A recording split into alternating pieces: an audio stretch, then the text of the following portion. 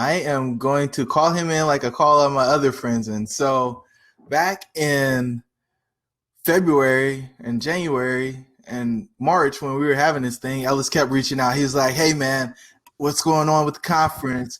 I got to book my ticket. I'm coming all the way in from California." I was like, "Ellis, we're still going." He's like, "All right." He called back the next 2 days, 3 days later. "Hey man, it's shutting down. It's getting bad. What's going on?" I was like, "Ellis, it's still going to happen." And then I called him. I was like, "We got to postpone it, man. Sorry." And so, but he was there with me till the end. He rode with me all the way to the end. Ellis is out in San Diego. He's got an amazing background. He was a college pastor at one point. Now he's made a shift, and he's going to come in and tell you guys how to own your story and make the most of it. So with that, Ellis, I'll let you take it over, man. What's up, Jerome? Thank you so much for having me. Hey, are we good? Type in the chat. Make sure my audio is good. Just want to confirm everybody can hear me. Awesome. Hey, well, I want to show you something. The cool thing about being part of a virtual conference, and I hate that, we're not in person to actually, get face-to-face and network, even though it's a really cool platform. You kind of get inside access to like the speakers' homes. Like I've seen people like sit in their living room. Well, the big thing that's happening in the Hammond home this weekend is that we actually just got a brand new puppy. Look at this little. Are we kidding? So this is our little fur baby, and we're still in between names. So I could actually use some help before we get started. We are between. Well, my wife wouldn't let me name him Cash Flow. That was my first pick. So Cash Flow's out the window. But either Buster or Mr. Banks, aka Banksy. So I need to see some votes. Do we like Buster for this little guy or Banksy? Since Cash Flow is out the window, we're getting a lot of Mr. Banks, and this is a real estate crowd, so I think Mr. Banks. Couple of votes for Cash Flow too, by the way. So, all right, I'm not gonna actually do my whole talk with, I guess, Mr. Banks. So, let me give him back to my wife. See ya. Say bye. All right. All right, I love it. I appreciate you guys letting me do that. I was so excited to show him, and I thought he was taking a nap, and I wasn't going to able to show. So I I had a photo of him instead. So I'm glad we got to do the real thing. So let me see real quick. Give me a sec. Problem is when I do this, I can't see you guys, but I'm guessing you can see me. So let me just roll with it. And hope that you can see me. Jerome, if you can't, text me if something's wrong, but I'm just going to keep rocking. You're good. So we can get into this today. I'm good? You're great. All right. So this is what I'm so excited to bring this to you, this topic of owning your own story to find success. So there's really three questions that I think you really should be asking in light of this talk today. One is, who is this for? Really who this message is for today are really two groups of folks. One is early entrepreneurs looking to really break into this industry. So if you're really just trying to get started, you're figuring out, how do I get into this? Like, how do I break into an industry where there's so much experience, so many people doing this? If that's you, is there anybody here that's in that group? I would love to know. I really want to get to know my audience. Awesome. Marisa, that's you. I'm sure there's a bunch of other folks. Andre, awesome. John. And then there's this other group of folks that I'm looking forward to speaking to. The second group is anyone who feels like they have reached a ceiling in this industry, or maybe in any industry. And so if you're like, I want to go to the next level in my business. I've been here, but like I can't quite figure out how to burst through that ceiling that I see everybody else accomplishing. That's the second group of folks that I want to speak to today. Is anybody here? That's my man, Jerome, right? He's like next level. If you're ready to go next level today, let me see next level. Yes. By the way, I've been playing my puppy all day, so I got a ton of energy. I am ready to go. I hope you are too. The second question I want to answer is this. Why am I the most qualified to speak on this topic of owning your story? And here's my answer. Because I'm the least qualified person here. Like, and I sincerely mean that. I am the least qualified person or speaker, and really maybe even in the crowd, to be speaking at this conference. You see, it wasn't that long ago that I was actually a college pastor. I was a Christian missionary here in San Diego, California. That's me with the blue arrow, and that's all of my college students that I was pastoring at the time. And so I don't come from a real estate background. In fact, my wife and I raised all of the money we needed from donors for the past 6 years to really support our organization, even like buy our groceries and pay our rent. So it's not like we had all this time to store up money and to do any of that. And so I just want you to like know where I'm coming from. But here's the thing, all that's true, but I've still over the last 12 months have been able to speak on some of the biggest virtual stages in the industry. Joe Fairless, Michael Blanc, Whitney Sewell, Think Multifamily, right? It's why I get to land on stages like this and have Jerome come and invite me, because I've figured out a secret in this industry, and it's how to own your story to have success. And it goes farther beyond than just speaking on stages. It's like, I want to show you another example. Recently, I just found out I've been nominated for the Mover and Shakers Award in the multifamily category for Think Realty Honors. And look at who I'm beside. Like some of my mentors and some of my heroes, Neil Bawa, Dan Hanford, James, Brad Sumrock. I mean, these guys are giants in the industry. And then you got the college pastor right there beside him, right? So again, this is not to brag. This is to show you exactly how to break through that ceiling. Yeah, cast your vote, by the way. If you like a good underdog story, then for sure go to Think Realty Honors, Google that, and give me a vote. I would really appreciate that. But let me get into it. Why this topic is so important. Why I'm really looking forward to really get into this. And here's why.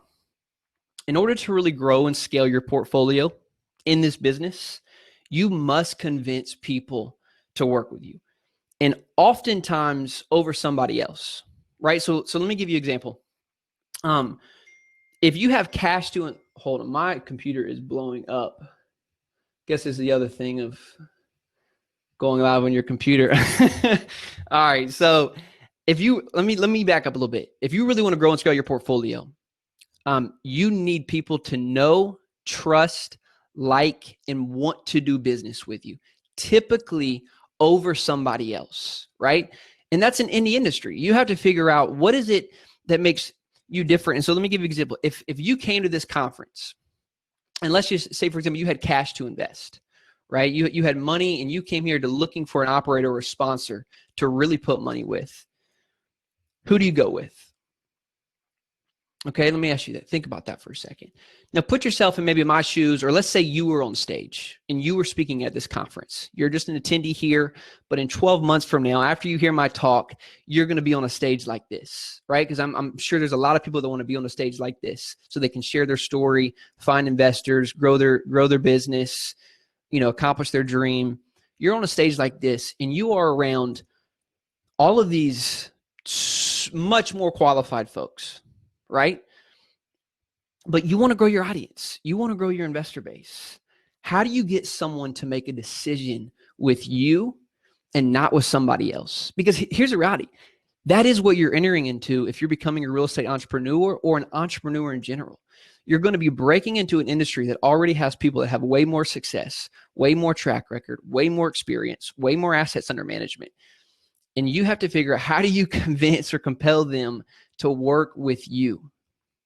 And so here's the thing. A small percentage of folks, no matter what, are always going to go with track record, right?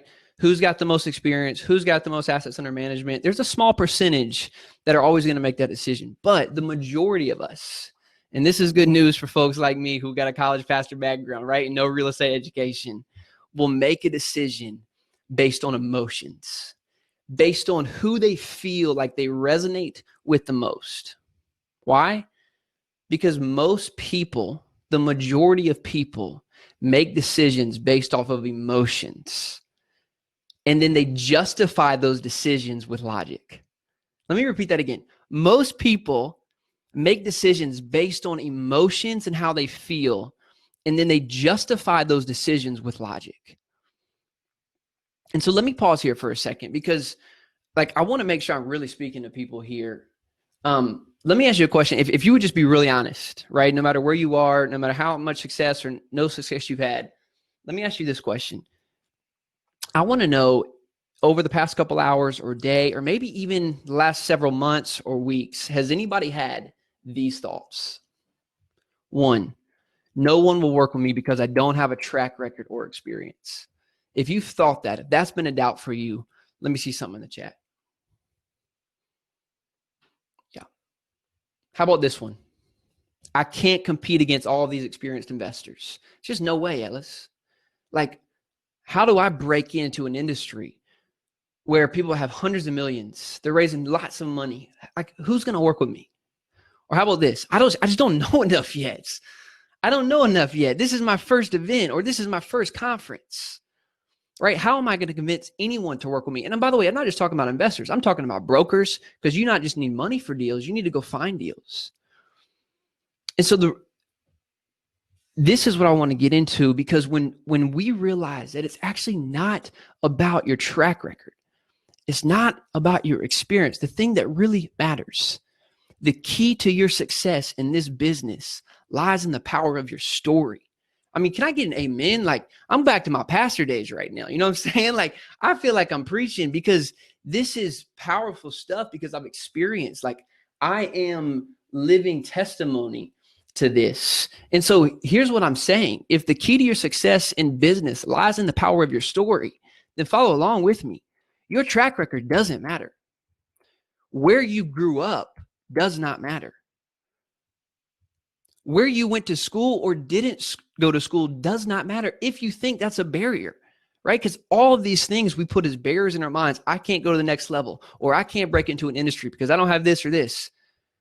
So what color your skin is doesn't matter. That's a barrier. How much money you have or don't have does not matter. That's the good news for us today, when we realize this truth, that the key to your success in this business, and I want to argue for any business, is actually in your story and not in your track record. And so before I get in here today, let me just ask a simple question. Can I help you? Like, can I help you? Can I show you what I've done? Can I show you how I've crafted my story and leveraged my story in order to really compel the right people to work with me? I just want to make sure I'm speaking to the right people today. If you're like, yes, I'd love some help crafting my story, figuring out how do I help people really work with me and help me go to the next level, awesome. I just want to make sure I'm in the right place, that Jerome invited me to the right conference, because if I'm going to give you all this, which I've spent a ton of time really pouring my heart and soul in, and not just for this conference, I'm talking about how I went from missionary to, think realty mover and shaker, which, by the way, it's it's comical to me that I'm there, but how did I get there? So let's go. So here's what I'm going to do. I'm going to do two things. One, I'm going to share my story. And I'm going to walk you through my story so you hear, you see, you feel. And then I'm going to show you how to share yours. Because I'm going to show you an example, and then I'm going to show you exactly how you replicate crafting and sharing your story. So all I want you to do for the next 8 to 9 minutes is this. Greg, I love you, man. I want you to sit back, and I want you to listen to my story. Okay? And then get ready to take some notes. Then get ready to take action. So here we go. So as you already know, as I said with you before, I was a former missionary. I served as a college pastor at the University of San Diego State. That was my campus, all the crazy folks. I worked with a lot of fraternity guys. It was an amazing time of my life. But I went into that work for several reasons. One is because I love helping young people wrestle with the bigger questions of life and faith, and really helping them build a foundation of faith that they can build their lives on, that help them make decisions for the rest of their lives. But since you were transparent with me, I'll be pretty transparent with you as well today. There's another reason, probably not as big, but definitely underneath the surface, why I went into the world of ministry, is because somewhere along my journey, I decided that money was evil, and it was best to pursue a career that really went in a radically different way and didn't involve the pursuit of money. And then one event literally changed my entire mission. I remember it was like, I don't know, probably about 4 years in to being a college pastor, kind of building our organization. And I just finished up a fraternity Bible study, and I was kind of taking a few minutes on the lawn at San Diego State. And I remember seeing one of my staff. He was a young guy, had come on board. I had spent a lot of time with him as a student, and now he was on our staff team. And he had come on board.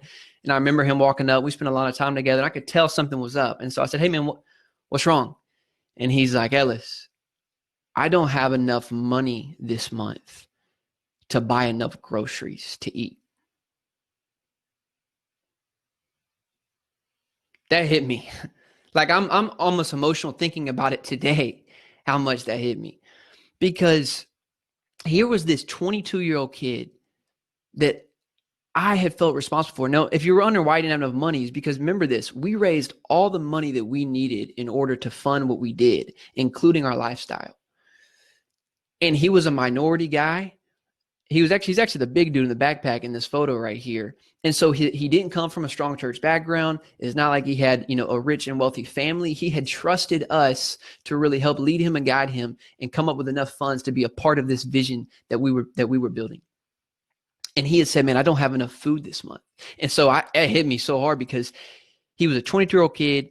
I was responsible for him, I felt, because he was under my leadership, and I just felt like I let him down. Secondly, I felt worse because I couldn't do anything. Like I didn't have the resources either to really help him. And then lastly, I realized, and this was the turning point, that my view of money and capital had been completely wrong my entire life. And so as I reflected the following weeks, I began to see patterns that had formed this belief in my life. And maybe you've probably resonated with some of these, right? Let me share a couple of them. Finances was always the center of debate for my divorced parents. So I associated money with relational problems. My father passed away at the age of 55 years old and spent most of his later years worrying about not having enough money. And so why would I spend my entire life trying to collect or consume or even, bring in money when in the end it was never enough or it just ended up disappointing? That was how I thought. And I had decided, I don't know, somewhere along the way in my journey that I wasn't a good steward of money. I never had money, right? I never had enough money to be a steward or not a good steward of. But I didn't want it to have the same negative impact on me, so I chose a career to do something else. But I had an epiphany at the age of 27. Here before me was a young man who loved God.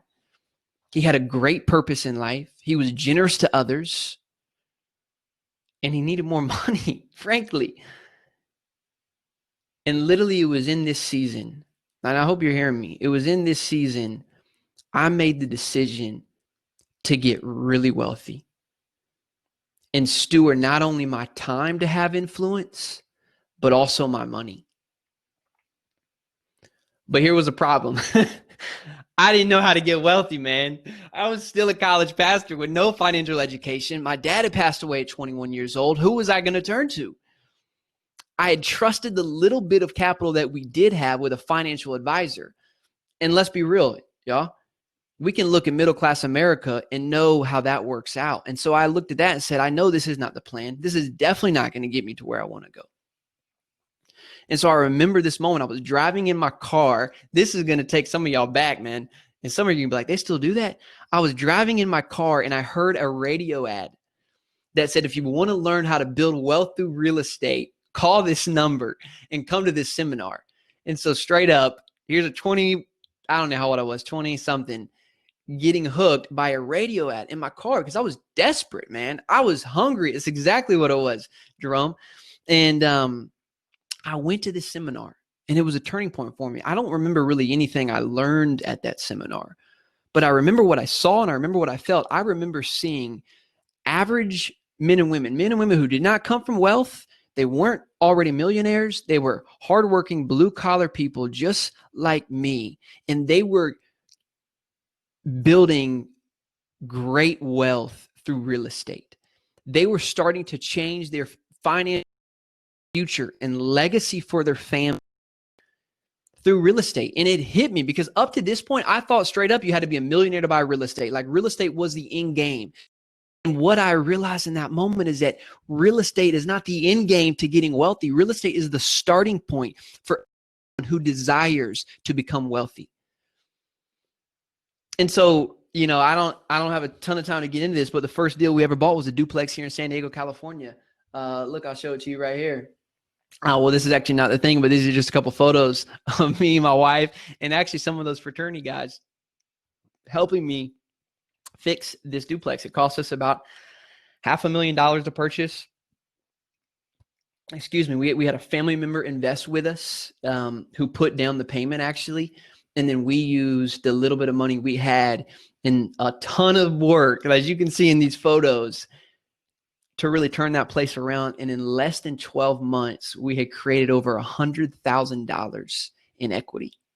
It was incredible. Like that was probably more money than I had probably ever made as a college pastor. And we had done it in 12 months and we barely had any money to do it.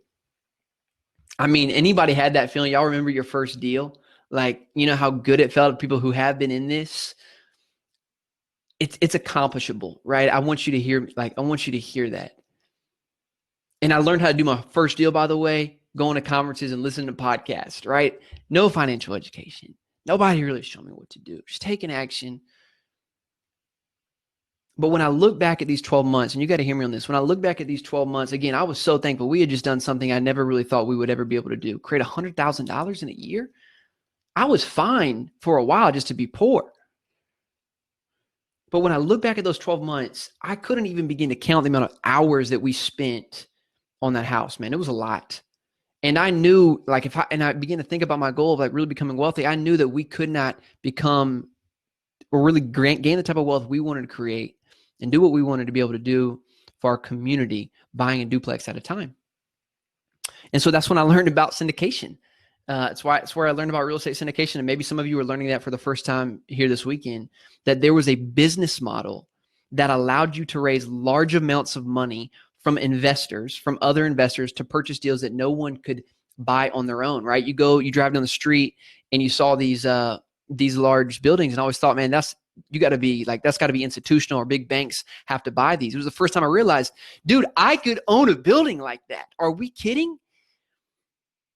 And it meant that we all could take advantage of owning a large, beautiful multifamily asset. We share in the cash flow, right? We take advantage of the tax benefits, the depreciation on that building, and we see our money double every 5 to 7 years. It was incredible. And now that we were buying at scale, I could also hire world-class property management in order to manage these properties.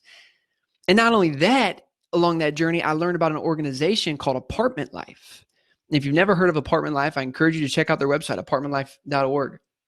And it is a for-profit organization that, or maybe it's a nonprofit, I actually really don't know, but it's an incredible organization that partners with owners of apartment complexes and places typically church families in a vacant unit to help with things like community activities, tenant care, and create an environment for people to really come to know God or just grow in their spirituality. And so it's helping the operator because it actually reduces turnover, but it also is providing a way for us to have impact, spiritual kingdom impact in these communities. And it hit me, oh my gosh, here's a vehicle that I can not only build significant wealth in and help others, but I can also continue to live out my mission of helping people build a foundation of faith. And so that I was hooked. So literally 9 months later, we did our first syndication deal. It was a 144 unit complex. It was a $9.5 million deal. And I really don't have a ton of time to get in today how we got into that. I'll give you an opportunity actually to know how to, maybe some further info to show you when my talk's over. But really simply and very quickly, how I did that was I leveraged the one thing that I had, which was a network that really trusted me. And I partnered with someone who had everything else, right? I mean, that's a whole nother talk in itself. I talk about knowing your superpower, and that was mine. I had a network that trusted me. And so this was the deal that catapulted me really out of full-time ministry and into full-time real estate investing. And I say now that this is my new mission, to leverage our capital in a system of capitalism, not for the traditional pursuit of greed and riches for our own self-interest, but for the radical transformation of for our neighborhoods, our cities, and individual lives. That's the mission of multifamily. That's the mission that I'm on. And every single day I sit down with investors and I say, hey, here's my story and here's my vision. Do you want to be a part of this? I'm looking for more people who believe in this and believe in this mission right here and want to come and be a part. Let me ask you a question now. Do you think, story's over. That's my story. Let me ask you a question. Do you think there are people out there that resonate with that story and that want to be a part of it? Madeline says she does. Anybody else? I mean, just, do you think there are people that resonate with that, that would say, man, that's powerful enough for me to be a part of that? Yeah. Let me ask you the second question, though. Thanks, man. I love seeing it. People are like, yes, this is a powerful story. Let me ask you the second question. Make sure you get this. Do you think that's for everybody? Do you think everyone will resonate with that? And I won't wait for you to respond to this one. The answer is no. Not everyone's going to resonate with that. Not everyone cares about the radical transformation of neighborhoods, cities, and individual lives. No one really cares that I'm a pastor. Not everyone cares about that in my journey of faith. And that's the point. People ask me all the time, Ellis, why are you so open about your faith in this industry? And I'll say, I'm trying to find my people. Like, that's who I am. This is not my brand is not this faith-driven investor. That's who I am. And so the more I talk about it, the more I find my people. And guess what? It compels those who want to work with me, and it repels those who don't. And guess what? That's okay. Like, there are plenty of other great people here at this conference that they can go and invest with. I'm probably just not their guy. And I see a lot of people, the reason they're not able to go to the next level in their business, you want to talk about next level, is because you're trying to serve everybody. And nobody can serve everyone. The riches are in the niches. And so it's not only the first question we just went over is you got to figure out who you are and what is your story. The second question you got to figure out after that is who do you serve? And it's not until you know what your story is or who you are and who do you serve that you can really take off in any industry. And I really believe in life in general. I don't know why I'm so passionate right now, man. I'm just trying to help people because I'm like, listen, my life has been changed by this. And I just want to, I want people to get this because I know what's holding folks back is these limiting beliefs that think I actually need to accomplish more, do. And I'm like, no, you need to sit down and have some reflection about where has God brought you? And how can you begin to use your story, no matter what that story is, no matter how hard it's been, to really compel people to want to do business with you. And so that's it right there. And I want to show you on the next, how long I got, Jerome? Hopefully 5 more minutes, because that's really all I need. Exactly how to do this. Keep going. Take your time. All right. Love it. That must mean I'm doing okay. You ready? Y'all want to know? So that was my story. Some people said they liked it. I want to help you with yours. Is that okay? Anybody want to know exactly my framework? I'm going to show it to you. It'll be so simple if you want it. I can actually see you in the chat. So, all right, check this out. Someone said yes. I'm doing it for Madeline. That's what I'm doing it for. She's been with me this whole time. Thank you. Check this out. There it is. That's it. Make sure you screenshot this. This is called the Epiphany Bridge Script. And this is for the visual people, and I'm also going to give the people who aren't visual an opportunity to learn this as well. But this actually comes from an incredible entrepreneur, Russell Brunson. He's a CEO of a company called ClickFunnels. He wrote a book called Expert Secrets, and this is where this comes from. And he's probably helped make more millionaires than anybody in history. I mean, this guy is brilliant, and this is how he helps people share their story. And I guess I did definitely use this to develop mine as well. And so he talks about, what is your backstory? What is your backstory that gives people a vested interest to work with you? So what was that for me? I was a missionary. I was a pastor. This is what I did. I helped people grow in their faith. right? And then he says, well, what are your desires externally, internally, right? I wanted to make an impact. I wanted to have influence. I wanted to do something different with my life. But then there was a wall. I had a conflict. I learned, the wall was we needed more money to grow our ministry. We had folks in our ministry who couldn't continue to go with us because they didn't have enough money. My problem was, again, remember my backstory is I thought money was evil though. So I had an epiphany. Money's great. What are we talking about? Money's not evil. Money's great. Money's great. If we learn how to steward it, we cool. And so what the plan was, let's do some real estate. Real estate's the way we're gonna grow and create wealth. At a conflict, duplexes don't scale, right? I want to do real estate. All I knew was 2 and 4 units. That's what I did. Realized there's an issue though. How am I really going to accomplish my desire buying a duplex at a time? So I learned about syndication. It was a 144 unit deal, and I had a transformation. It was a mission of multifamily. Listen, this right here, if you can get this, is so massive. Screenshot this. Work through this. And maybe I'll have a few minutes at a time. I can answer questions, or I can send this. I've actually already sent my slides in too, but screenshot this. For those of you who aren't visual, here are the questions.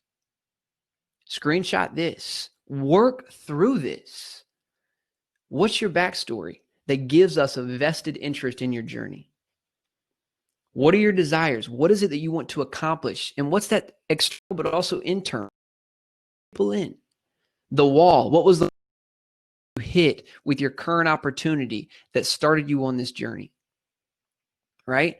For me, that was, that was that interaction with that fellow missionary of mine, right?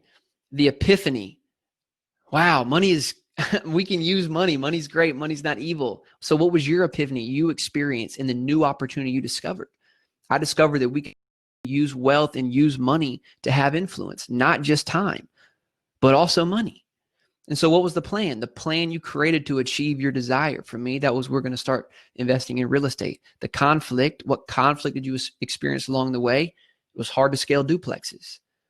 So what was the end result that you achieved? We learned about syndication. We created a syndication company that helps people invest in a better way, and it helps us grow and create wealth that transform neighborhoods, cities, and individual lives. That was our transformation. This is the secret. This is the key to breaking through in this industry. This is how you get on stage next year. This is how you grow your portfolio next year. Is you go deep here. You share this a lot. You don't know why I'm so clear on this? It's because I've shared this same story about 70 times on podcasts. And so I have gotten really good at just knowing and having clarity around my story. So go through this, start sharing it, go through it again, share it again. It takes practice, but I'm telling you, you can do this. And this will help you no matter what, if you're just breaking in, or you're wanting to go to that next level. And then the fun thing is when you find this story, the fun thing is figuring out where to go share it. Let me go back. The fun thing is, where to go share it. So there's podcasts, there's LinkedIn, there's stages like this. So this is big time. Anybody enjoy that? Anybody get something out of that? And I'm not quite finished. I got 2 more slides, but I just want to make sure that was really helpful. Madeline, thank you. I did that for you. So I'm glad that you enjoyed it. Those, by the way, I hope you screenshot it. If not, I definitely send my slides in. I really believe in the power of your story more than anything else. The reason why I'm testimony of that. I'm testimony of that. That a college pastor with no real estate education, no money, can break into an industry and be on a stage like this and be in with some of the top industry leaders. And by the way, I am not there because of my assets under management. I am not there because of my track record. There because of my story. That's it. And my story is helping people, right? My story is motivating me to do things different in an industry that is so boring, right? An industry of same. I'm doing something different. Like, just be different. And you can't be different.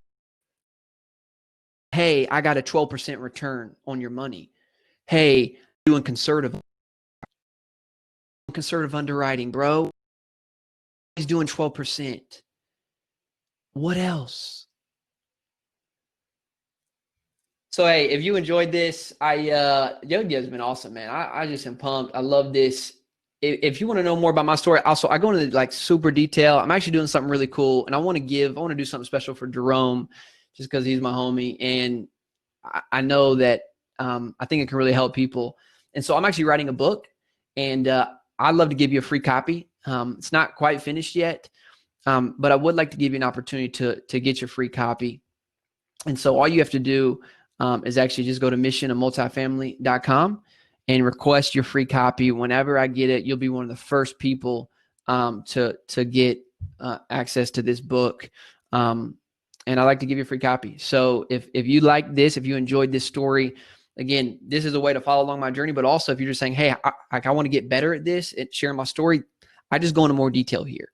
And I'm finding more ways to share my story, more ways to bring people into what we're doing. And so I love the opportunity to share that with you, get you a free copy. So missionofmultifamily.com is the website for that. And you can request to get your free copy. I'll make sure you get it as soon as it comes out, missionofmultifamily.com. And then lastly, I have a podcast show if you want to follow along with me, Kingdom Capitalist Show. We have a mastermind that really serves faith-driven investors called Kingdom Capitalist as well. And then, of course, we have a syndication group that's really buying actually more because I'm here in San Diego. Not California, though, because they're a little off. But we won't talk about that. So, Jerome, that's it, man. I appreciate you having me on here. Dude, I appreciate you. This was amazing, man. I think the only thing that might have halfway made it better was doing it in person, but I appreciate you coming on and sharing. So what most people don't know, because you haven't released it yet, is you just have and I mean, it's one of the top shows in the country in the space. And I mean, you're serving a really niche down market. And so if you're open to it, let's talk a little bit about that conversation for a few minutes. We started early so we can squeeze a little content in. Okay. And just like, let's talk a little bit about the space and your guests in the past. And well, let me start. I mean, we could bring it back. I brought Jerome on, and I mean, we've been in a pretty important time of our country, and there's kind of the consciousness is being, I guess, is rising to the lack of racial equality we see across the board. And I think mine too, I have been guilty of not seeing that as much. And it's become evidently clear in this industry, honestly, just how wide it is. And so I asked Jerome and another guy I really respect, Hakeem, to come on and just talk about that. Because and that's why I was so pumped that you would have me on here, man, is most of the stages out there really look the same. And so this is for sure one of the most diverse stages we got, man. So I don't know where you went. Now I'm just having a conversation by myself, but I love what you're doing here, because it is an incredible stage that it's nowhere else in the country. So I was like, duh, I'm going to be here. I'll fly no matter where we got to go, man. Because I believe in what we're doing here, and it's part of being different, right? This is our story. It's want to change, radically transform neighborhood, cities, individual lives. And you're doing that, man. So that's why I brought you on the show. Make sure you listen. It's not out. It'll be out in a couple of weeks, but anyways. Yeah, a little sneak preview. I want to bring Logan up next, but the takeaway, if you had to put a bow on this present that you just gave us, what is the one big thing, the big idea, the one takeaway that people have to walk away from after your presentation? I mean, I think I said it so many times. Hopefully someone in the chat can tell me my takeaway. It's the key to your success lies in your story. Simple. Know your story, craft your story, share your story. And let me just say this, like, I kind of briefed over this. It's taken me a while to really craft that and hone that in and even understand it fully. So some of you may not even know quite yet what that story is or have all those pieces in place. Doesn't mean you shouldn't start sharing it, because it'll become more clear. But the power of your the power or the key to your success is in your story. So, all right. What if you're ashamed of, if you're uncomfortable telling other people about your story, right? Yep. Like Yep. you didn't talk about that. And that, I think that's the part that holds so many people back. That's so good. I mean, my wife's a counselor. We can call her in here. Like maybe we can. I mean, I think part of that, man, that's what I'm saying. Most people are so focused on results and I got to take action. Like you might need some healing, right? You may need to come back and say, I need to be healed. I need some time to work on myself. Like it is that hurt. It is that pain that's serious, that's really keeping you from going to the next level. So I think you're so right on, man. Most people are scared to share their story. They're scared to let people in because they've been judged by their story their whole life and they've been hiding it. And it is that pain, it is that hurt that can be transformed, man, to do amazing things for you and in this business. Like we need more people like you, Jerome, who say, this is me, man. This is me. And these are the things I've struggled with.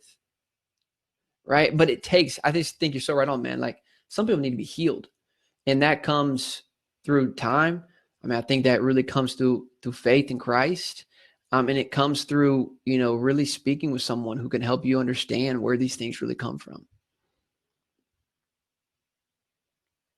You got to own your story, all the parts of it, all the pieces, right? That's it, man. But that's a great question, dude. Thanks for asking that. I'm Yeah. gonna add that in my next keynote whenever whenever whoever asks me to do this again.